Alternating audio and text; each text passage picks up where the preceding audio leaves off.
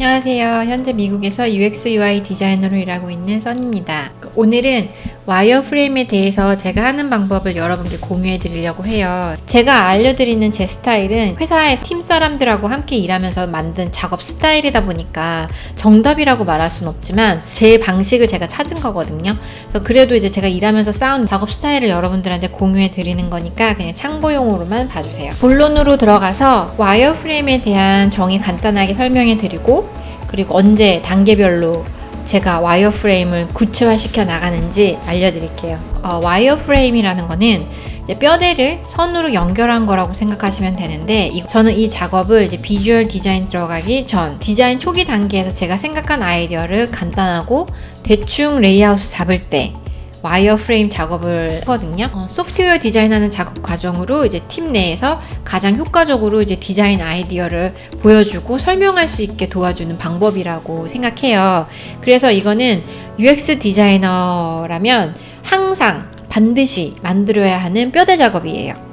그래서 왜 이런 말 있잖아요. 그래서 100마디 말보다 그림 한 장이 낫다고. 그래서 생각하고 있는 아이디어를 이제 말로만 이렇게 계속 설명하고 표현하는 것보다 이렇게 대충이라도 그려서 이제 비주얼하게 보여주는 게 이제 소프트웨어 디자인 쪽에서는 더 효과적인 방법이라는 거죠. 보통 와이어프레임은 이제 피델리티로 이제 구분을 하는데 low, medium, high 이렇게 이제 완성도의 수준에 따라 단계를 나눠서 표현한 거라고 생각하시면 돼요. 그래서 와이어프레임 단계가 높아지면 높아질수록 이제 low에서 high로 가면 갈수록 이제 실제로 개발될 디자인에 가깝다고 생각하시면 돼요. 어떤 와이어프레임을 써야 하는지 정하는 기준은 쉽게 이렇게 생각하시면 좋아요.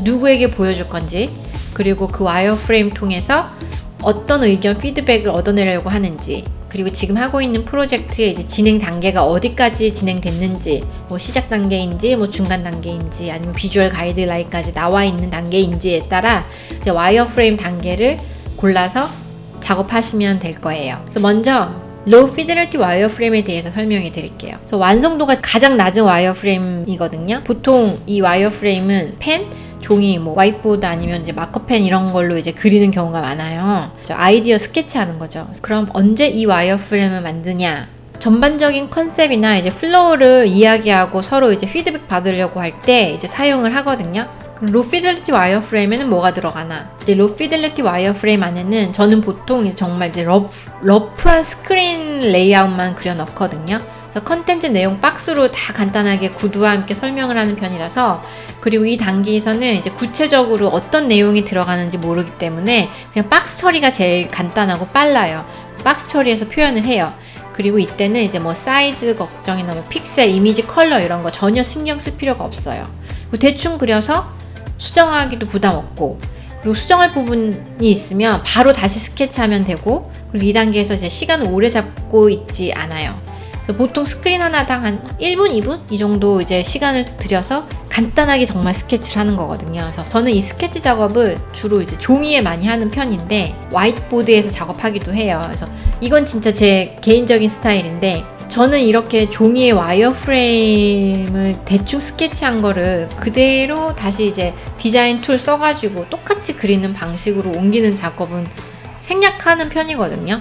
그래서 소위 이 작업을 이제 로 피델리티 와이어프레임이라고 하는데, 저는 그냥 이제 종이에 그렸던 스케치 와이어프레임을 로 피델리티 와이어프레임이라고 가정하고 사진으로 찍어서 이제 프린트하거나 아니면 이제 컴퓨터로 이미지 파일로 이제 불러와서 보면서 그냥 바로 디자인 툴 사용해서 다음 단계 디자인으로 원래 넘어가요. 미디엄 피델리티 와이어프레임 작업으로 넘어가는 편이에요. 종이에 스케치한 거를 다시 디자인 툴에 똑같이 옮기는 작업이 이제 시간 낭비로 느껴져서 이제 스케치한 내용을 이제 팀 내에서 모두 오케이 하면 그냥 바로 미디엄 피델리티 와이어프레임 작업을 한다고 하고 넘어가요.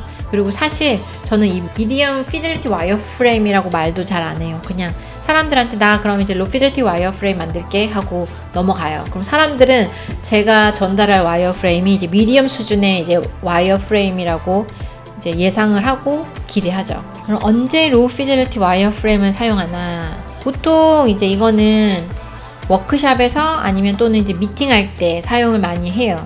그리고 혼자 아이디어 구상을 할 때도 많이 쓰고, 그리고 빨리 아이디어 그려야 할 때 사용을 하거든요. 저도 여러 개 아이디어가 있을 때는 이제 이 로 피델리티 와이어 프레임이 이제 빛을 발하죠. 이제 여러 개 아이디어를 빠른 시간 내에 표현을 해서 상의하기 좋거든요. 아니면은 인포메이션 아키텍처 만들 때도 대략적인 유저 플로우를 이렇게 스케치해서 보여주면 이제 IA 만들 때 도움이 되거든요. 그리고 2단계는 또 디자인 초기 단계라 진도가 많이 나간 상태가 아니기 때문에 사람들이 피드백 주기에도 부담 없고 피드백 받기에도 부담이 없어요. 그래서 정말 디자인 초기 단계일 때 이 로 피델리티 와이어 프레임 작업을 하죠. 근데 이 로 피델리티 와이어 프레임을 사용하면 안 될 때가 있어요. 보통 이제 디지털에 익숙하지 않으신 분들은 이렇게 박스로 이렇게 대충 그린 그림도 이해가 안 돼요. 그래서 이 박스 처리된 부분들이 뭔지 모르기 때문에 와 닿지 않거든요. 그러면 그런 사람들 앞에서는 어떤 사람들은 이 스케치한 걸 보고 이제 디자인으로 판단하고 오해하고 평가하기도 하거든요. 그래서 여러분들이 뭐 클라이언트가 됐던 아니면 어떤 스테이크홀더가 됐던 그분들이 이런 디지털에 익숙하지 않은 분들이라면 그분들 앞에서 이렇게 로 피델리티 와이어 프레임 작업물을 보여주지 마세요. 그리고 오피셜하게 높은 사람들한테 이제 아이디어 프레젠테이션 할 때는 이제 지저분한 스케치를 보여주면서 아이디어 설명을 하면 안 돼요. 이때는 이제 최소한 미디엄 단계로 작업을 하셔서 이제 보여주시는 게 나아요. 그러면 이제 미디엄 피델리티 와이어 프레임이 뭔지 설명해 드릴게요. 팀 사람들하고 기본적으로 이제 유저 플로우가 동의하에 만들어지고 난 다음 이제 그 다음으로 좀 더 구체적으로 어떤 컨텐츠를 넣을지 그리고 어떤 레이아웃으로 갈지 좀 더 이제 구체화시켜서 피드백을 교환해야 할 때 사용하면 좋거든요. 조금 더 이제 구체적으로 한다고 해도 2단계 또한 이제 빠르게 작업이 이루어져야 되는 단계이기 때문에 저는 보통 이 와이어프레임 첫 번째 시안 작업은 하루 안에 끝내려고 해요. 근데 지금은 제가 여러분들한테 샘플로 보여드리려고 정말 좀 다양한 유스케이스 경우에 와이어프레임 작업을 했지만 보통은 전체 이렇게 와이어프레임 한 번에 그리라고 하지 않거든요. 그러니까 보통 이제 프로덕트 팀에서나 아니면 디자인 팀에서나 이렇게 유스케이스로 이렇게 피처를 이렇게 좀 나눠요. 그래서 만약에 온보딩 플로우면 온보딩 와이어프레임만 만들고 뭐 홈 와이어프레임 그럼 홈 와이어프레임만 만들고 뭐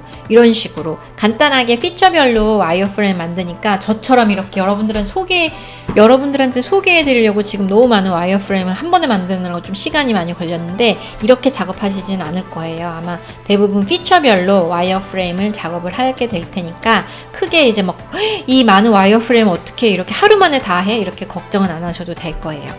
근데 보통 이런 미디엄 피델리티 와이어프레임 만들 때는 저는 첫 번째 시안 작업은 하루 안에 끝내려고 해요. 그래서 왜냐면 이때 한 번 만든 걸로 끝나는 게 아니고 작업한 거를 토대로 회의하고 수정하고 이렇게 자꾸 이렇게 수정 작업하는 과정이 이 미디엄 피델리티 와이어프레임에서 많이 들어가거든요. 그러다 보면 이제 며칠 더 2단계 와이어프레임 작업이 소요되니까 미리미리 좀 빨리 첫 번째 시안을 보여주고 빨리 고치고 좀 더 약간 보강하고 부족한 것도 채워놓고 잘못된 부분 고치고 할 때 이제 미디엄 피델리티 와이어프레임 단계를 많이 쓰거든요. 그럼 이 미디엄 피델리티 와이어프레임은 뭐가 들어가냐면 이 단계에서도 여전히 블랙, 화이트, 그레이 정도 하는 색깔로만 이제 표현하되 스크린 레이아웃에 대해 구체적인 설명 내용을 넣어야 돼요. 강조하고 싶은 부분은 뭐 진한 컬러로, 뭐 그리고 덜 강조하고 싶은 부분은 이제 흐린 컬러로 정도로 이제 색 사용하고 그리고 버튼이나 텍스트, 링크 등등은 이제 간단하게 표시만 하는 거예요. 이건 버튼이고 이거는 링크가 걸릴 거고 이런 식으로 텍스트는 이런 식으로 간단하게 들어갈 거라는 걸로 이제 가짜 텍스트 같은 거 넣어도 되죠. 그런 식으로 표시를 하고 그리고 이때는 살짝 굵기 정도로 이거는 타이틀 텍스트를 의미하고 뭐 또 일반 글, 패러그래프, 뭐 단락 같은 거 설명글 같은 거는 얇은 텍스트로 설명글을 표시하는 도의 폰트 크기, 굵기 변화 정도로 표현을 해주면 돼요. 근데 이때도 여전히 파이널 이미지나 뭐 폰트 스타일 같은 거는 고려하지 마세요. 그리고 2단계에서는 아이콘 스타일도 신경 쓰지 마세요. 그냥 무료로 다운받을 수 있는 기본적인 아이콘 많이 나오거든요. 그 아이콘들을 이제 다운받으셔서 와이어프레임에 사용하셔도 돼요. 나중에 UI 작업하실 때 아이콘 작업 다시 하시니까 2단계에서는 아이콘을 디자인하려고 하지 마세요. 또 더 하나 팁을 말씀드리자면 저는 이렇게 한 가지 툴에서 제가 도형 이용해서 그냥 다 그리는 편인데 요즘에는 와이어프레임 툴이 많이 나와 있어요. 그래서 심지어 여기 피그마에도 커뮤니티 메뉴 들어가 보시면 누가 로 피델리티 와이어프레임 템플릿을 만들어서 올려놨어요. 그래서 그거 다운받아서 필요한 디자인 요소나 레이아웃 가져다 쓰셔도 되고, 온라인 상으로도 와이어프레임 만드는 툴은 많거든요. 그래서 그걸로 작업하시면 돼요. 그런데 저는 웬만하면 초보자 분들께 이렇게 다 세팅되어 있는 템플릿을 사용하시는 것을 솔직히 권하지는 않아요. 왜냐면 나중에 이제 취업을 하시려고 했을 때 개인 돈 들여서 이제 프로그램 살 거 아닌 이상, 아니면 이제 회사에서 정해진 툴로만 작업을 해야 하는 경우가 생길 거예요. 그래서 그럴 때 이렇게 이미 다 만들어진 템플릿을 통해서 작업을 하시게 되면 한정된 툴에서만 와이어프레임 만드는 작업이 손에 익숙해져서 실제로 이렇게 디자인 툴에 기본 도형만 있는 상태에서 그리려고 하면 배우는데 또 오래 걸리니까 처음부터 그냥 이렇게 다 손으로 일일이 다 레이아웃 그리는 방법으로 연습하시길 권해드리고 싶어요. UX 디자이너로서 모두가 쓰는 기본 디자인 툴에서는 그 어떤 디자인도 다 디자인할 수 있게 연습이 필요하다고 저는 생각해요. 그리고 제가 여기서 꼭 강조하고 싶은 건, 제가 구성한 모든 레이아웃엔 이유가 있어요. 그냥 아무 이유 없이 이게 트렌드니까, 아니면은 뭐 내가 자주 쓰는 디자인 레이아웃이야, 이런 식으로 구성을 하면 안 돼요. 내가 그냥 좋다는 이유로 작업이 이루어지면 안 되거든요. 다 모든 레이아웃의 모든 구성 요소에는 이유가 따라와야 돼요. 여기에 왜 텍스트가 들어갔는지 그 이유까지 설명할 수 있어야 되는 게 이제 UX 디자이너의 마인드 중 이제 가장 기본 마인드로 갖고 계셔야 한다는 거 염두에 두시고 작업해 주시기를 추천드려요. 오늘은 이제 영상 시간상 이제 제가 작업한 샘플들만 보여드릴 거예요. 그래서 다음 영상에서 제가 왜 내가 이런 레이아웃을 썼는지, 그리고 왜 이 스크린에 이 내용을 넣었는지, 그리고 왜 이 패턴을 썼는지 이제 프로토타입으로 만들어서 여러분들한테 하나하나 보여드리면서 클릭하면서 제가 팀 사람들한테 제가 한 디자인 설명하는 것처럼 여러분께 자세하게 설명을 해드릴게요. 오늘은 그냥 미디엄 피델리티 와이어프레임이 뭔지 대해서만 간만 익히고 가는 걸로 해주세요. 미디엄 피델리티 와이어프레임 단계에서는 저는 두 가지 타입의 와이어프레임을 만들거든요. 하나는 이제 다음에 설명해 드릴 프로토타입용으로 쓰려고 만든 와이어프레임이고요. 저는 프로토타입 작업은 이 미디엄 단계부터 시작을 해요. 이렇게 미디엄 피델리티 와이어프레임이 만들어지면 이제 팀 사람들하고도 이제 회의하지만 이제 이 와이어프레임으로 이제 간단한 유저 테스트도 할 수 있어서 저는 이 미디엄 피델리티 와이어프레임 단계를 많이 써요. 또 다른 하나는 팀 사람들에게 플로우 설명하려고 할 때 이제 사용하는 스타일이에요. 개인적으로 저는 이렇게 모든 스크린들을 이제 하나의 캔버스에 모아놓고 이제 화살표로 연결해 놓는 걸 좋아해요. 그래서 추가 설명하기도 좋고, 그리고 스크린에 이제 기본적인 내용 또 이제 혼자서 파악할 수 있게 제가 같이 항상 옆에서 설명할 수 없는 상황, 아니면 한번 설명하고 나서 개인적으로 다들 일을 할 때 제 와이어프레임 보는 사람들이 다시 설명해 드리지 않아도 혼자서 파악할 수 있어서 이제 도큐먼트화 할 때 사용하면 좋아서 저는 이 와이어프레임을 선호하는 편이에요. 그래서 여러분들은 이제 이렇게 엑스트라 작업은 안 하셔도 되는데, 그래서 여러분들은 이제 프로토타입용 와이어프레임 아니면 도큐멘트용 와이어프레임 이렇게 두 가지 중에서 한 가지만 택하셔서 작업하셔도 될 거라고 생각해요. 그래서 그냥 저는 제 스스로 문서화하는 거 좋아해서, 그리고 엑스트라로 만드는 건데, 여러분들도 이제 저와 비슷한 성향이라면 이런 방식으로 와이어프레임 한번 만들어 보세요. 그리고 나중에 이렇게 만들면 팀 사람들 또한 한눈에 플로우 보기도 좋고, 이렇게 문서화한 와이어프레임 보면 이제 더 이해를 빨리 하더라고요. 그리고 프로젝트 진행 속도도 빨라지는 걸 여러분들이 느끼시게 될 거예요. 캠퍼스 왜 하나 이렇게 만들었냐면 이거를 이렇게 한 번에 보기에도 너무 좋고, 개발자나 다른 사람들하고 공유해도 좋아요. 그렇게 되면 이제 프로토타이핑 같은 거는 하나하나 클릭해가지고 어느 정도 이제 내가 만약에 예를 들어서 내가 만약에 중간 단계 플로우를 보고 싶어. 근데 만약에 프로토타입용으로만 디자인을 전달한다면 이제 개발자들은 그걸 다 하나하나씩 눌러봐야 되잖아요. 아니면 이 같이 일하는 다른 디자이너들도 그 중간 단계의 디자인을 보고 싶을 때는 이렇게 그 중간 단계에 도달할 때까지 다 클릭 해서 넘어가야 되는 경우가 있잖아요. 그럴 때는 이렇게 한눈에 보기, 이게 스크린을 이렇게 나열해 놓은 게 편하거든요.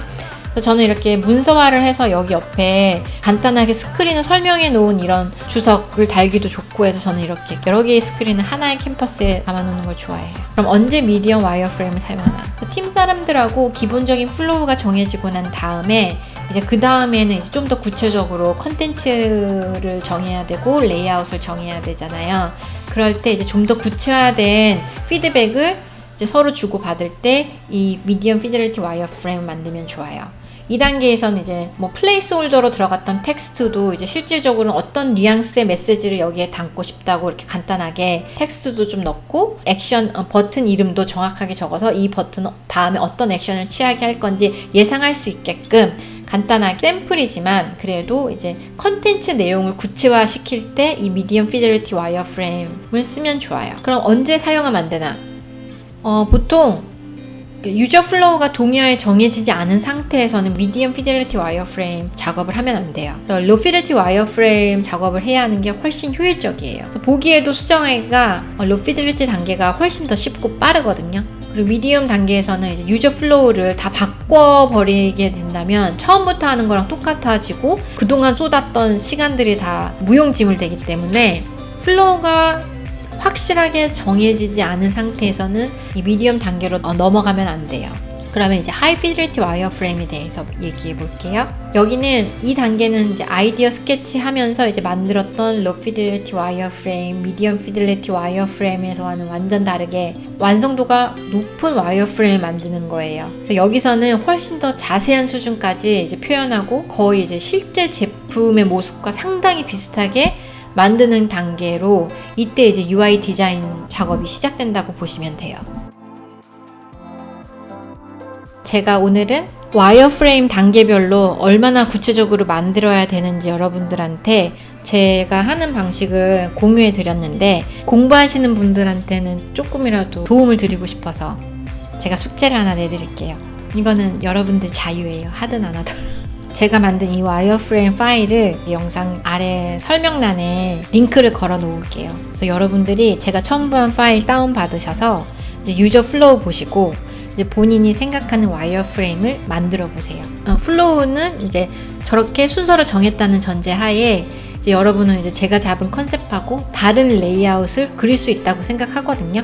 그래서 여러분의 스타일로 로우 피델리티 와이어프레임을 스케치해 보시고 그리고 이제 미디엄 피델리티 와이어프레임을 만들어 보세요. 디자인 툴을 사용해서 상대방 디자인 리뷰해 주면서도 배우는 게 있어요. 그래서 좋은 점은 배우고 또 아쉬운 점은 피드백을 주면서 상대방이 인지하고 또 생각하게 볼 수 있도록 만들어 주는 것도 UX를 배우는 과정에 이제 도움될 거라고 저는 생각하고 여러분들한테 숙제를 드리는 거거든요. 그러면 이제 여러분 시간 되실 때 여러분 스타일의 와이어프레임을 한번 만들어 보세요. 그래서 다음 시간에 제가 프로토타입으로 제 와이어프레임 리뷰 시간을 가질 때 그때 여러분들이 이제 제 거하고 비교하면서 제가 왜 이 스크린에서는 이런 레이아웃 썼지? 왜 쟤는 왜 이 스크린에서 저 버튼 스타일을 썼지? 왜 저 스크린에 왜 저런 텍스트를 넣었지? 하면서 이해하실 거예요. 오늘 영상은 여기까지예요. 오늘 영상 도움이 되셨다면 좋아요도 눌러주시고 아직 구독하지 않으셨다면 구독 버튼도 눌러주세요. 그리고 여러분 댓글 보면서 소통하는 게 요즘 저의 이제 즐거움이거든요. 낙이거든요. 그래서 궁금하신 거 하고 싶은 말 댓글로 많이 표현해 주세요. 그럼 오늘도 끝까지 영상 봐주신 여러분 감사합니다. 다음에 뵐게요. 안녕.